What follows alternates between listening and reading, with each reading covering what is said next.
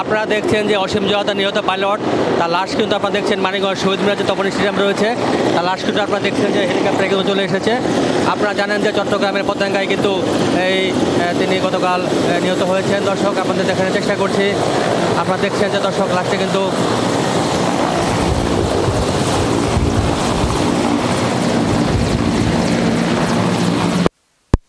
দর্শক আপনারা দেখছেন যে নিহত যে পাইলট অসীম জওয়াতা, তার লাশ কিন্তু মানিকগঞ্জে যে শহীদ মিনার তপন স্টেডিয়াম সেখানে কিন্তু চলে এসে আপনারা দেখছেন যে বাংলাদেশ বিমান বাহিনীর যে বিমান রয়েছে সেই বিমানে কিন্তু তার লাশটি এখানে প্রথমে নামানো হবে এবং তাকে গার্ড অফ অনার দেওয়া হবে। দর্শক আমরা দেখছি যে সকাল থেকে কিন্তু তাকে এক নজর দেখার জন্য কিন্তু বাংলাদেশ বিমান দেখার জন্য কিন্তু তার যে পরিবার পরিজন এবং আত্মীয় স্বজন রয়েছে বা এলাকাবাসী রয়েছে তারা কিন্তু দেখার জন্য এসেছে। আমরা যারা জানতে পেরেছি দর্শক, প্রথমে তাকে এখানে লাস্টে এই মাঠে নামানোর পর তাকে গার্ড অফ অনার দেওয়া হবে। অনার দেওয়ার পরে কিন্তু আজকে বাদ জুমা কিন্তু তাকে এখানে তার নামাজে জানাজা হবে এবং সাঁওতা যে কবরস্থান রয়েছে মানিকগঞ্জ শহরে তাকে কিন্তু দাফন করা হবে। ভিশন এসি নিয়ে এলো মানি ব্যাক গ্যারান্টি অফার।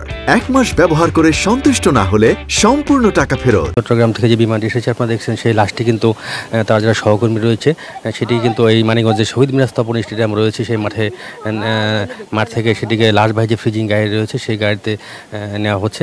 এখানে আমরা দেখতে পাচ্ছি যে 3টা বাহিনীর পক্ষ থেকে কিন্তু ফুল আনা হয়েছে, যে ফুল নৌবাহিনীর প্রধান, সেনাবাহিনীর প্রধান এবং নৌবাহিনী, সেনাবাহিনী এবং যে বিমান বাহিনী রয়েছে 3টা বাহিনীর পক্ষ থেকে কিন্তু এখানে ফুলের তোড়া নেওয়া হয়েছে। তাদেরকে সেই ফুলা তোড়াতে তাকে জানানো হবে, শোকস্তব্ধ পরিবারের প্রতি সম্বোধনা জানানো হবে। আপনারা দেখছেন সে লাশবাহী গাড়িতে কিন্তু লাশটি নিয়ে যাওয়া হচ্ছে। তা আমাদের মনে হচ্ছে লাশটি তার যে মানিকগঞ্জের শহরস্থ যে সোনাকারপুরটি তার গ্রামের বাড়িটি রয়েছে সেই গ্রামের বাড়িতে নিয়ে যাওয়া হবে। এরপরে বাদ জোহর যে শহীদ মিনার তপন স্টেডিয়াম রয়েছে সেখানে জানাজা শেষে সাঁওতা কবরস্থান তাকে দাফন করা হবে। তো দর্শক আপনাদের দেখানোর চেষ্টা করছি তার দীর্ঘদিনের যারা সহকর্মী রয়েছেন তারা কিন্তু লাশটিকে লাশবাহী গাড়িতে তোলার চেষ্টা করছে।